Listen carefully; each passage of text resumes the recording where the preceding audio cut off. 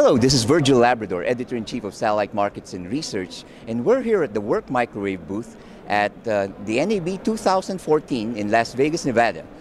Work Microwave was exhibited in the past here in the NAB, but they're back here, for the first time this decade at least. Yeah. And here to talk about the new product that they're launching here is Gerhard Mocker. He's the Director of Satcom Technologies of Work Microwave, and they have a new product called the Video ACM Modulator, which was soft launched at the IBC, and now this is the full-blown launch globally here at the NAB. So this is an exclusive that we have here at the show. So Gerhard, maybe let's start with a brief explanation. In this industry, there's so many acronyms.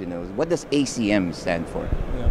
ACM is an acronym for Adaptive Coding Modulation, which is based mainly on, in our case, on DVB-S2 standards, and it means that the coding and the modulation can be adapted on the fly to changing transmission conditions. So it means in very good conditions we can use up to 32 APSK, providing a lot of throughput, and in case of degraded transmission, like in rain fades, when it fall down and go back to very robust modulation, which means something with QPSK 1/2 or even 1/4. But okay, for sure, in this case, the throughput is reduced. Right. Now, this product itself, it's called the Video ACM, right? Yes. And I understand you developed this in partnership with a US company, yeah. Digital. Talk about that, how you work together. Exactly. We had the ACM for a while for IP, and we thought, okay, for sure we can also use it for different applications. And on the video side, okay, we have to avoid that there is any buffer overflow in case we reduce the throughput. We have to reduce the throughput. So we were looking for a partnership of an encoder manufacturer who was willing to work with us to react quickly on our request to change the data rate which we have to transmit on the satellite link. And ATEC did that pretty well, very good, so we react quickly. We control the ATEC encoder from our modulator. We get the information from our demodulator with some small packets over IP about the reception conditions, and then we decide how we can optimize, or we can optimize the usage of a complete link, meaning that, for sure, everything has to stay in sync, avoid any buffer underflow and overflow on the transmit side, and it's important that the encoder reacts quickly on these requests. Right. Now, for the user, what are the benefits of that, technology? Does it entail cost savings? Yeah, for the user, we have an optimization of a throughput.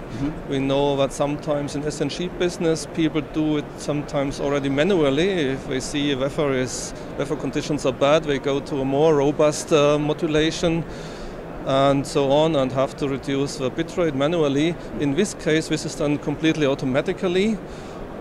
On the high side, the usual always available rain fade margin in the link is used for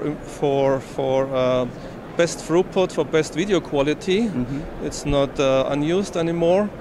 And if now, for example, especially for higher frequency applications in Ka band or even also in Ku band, then there's an automatic fallback to more robust things, which happens automatically and no user intervention is required.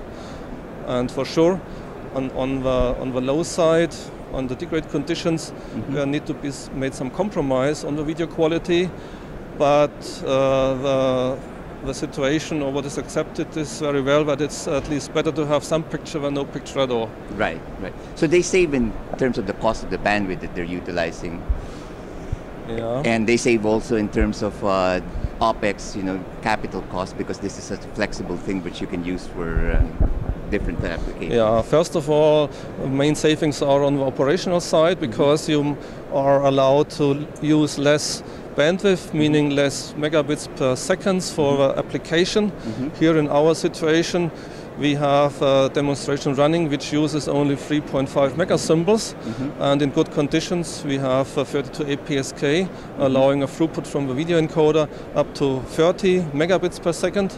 and under reduced conditions we then fall down and have then a throughput of 3 megabits per second, allowing still reasonable picture quality without interruption. Right. And who are your typical users of this? We think the typical users are the SNG providers or anything where contribution to a fixed location is used, because for sure this control loop of the ACM has to react on a condition, on one condition in best case, to get a good optimization. So it's all used, or its best usage is for contribution links with one fixed receive site. Right. And how has been the reception so far for this? There was very much interest for it right now, also some time already, and these ideas are around in the community for really a lot of years, and now we are showing it, and people are excited about these possibilities because there is always a pressure about costs, right? And especially for the SNG business, and people are excited because they can save on transmission capacity costs, still having a good quality and still having a good fallback conditions. What we are showing here is a continuous up and down. Normally you don't have these reduced conditions for very long, and for most of the time you have good conditions and you are still prepared for some reduced situations. Right, great. Well, so they can order this now? It's now available in the market? Yes, it's for sure there. We have it here, as I said, with our partner ATEC, which provide a good response for it, and it can be used in this combination right now. Well, thank you very much, Gerhard. That was really very informative. Thank you. So here reporting from the NAB in Las Vegas, this is Virgil, Labrador. And for all the news and information in the global satellite industry, you always have Satellite Markets and Research at www.satellitemarkets.com.